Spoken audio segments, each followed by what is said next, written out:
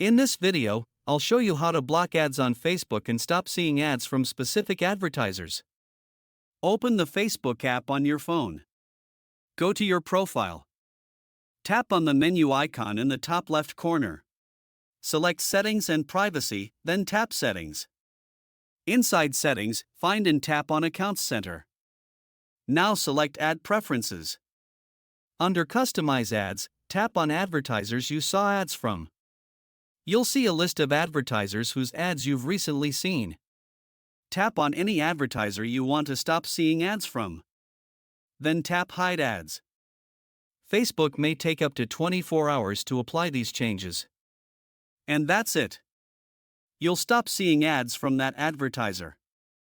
You can repeat this for other advertisers to reduce unwanted ads.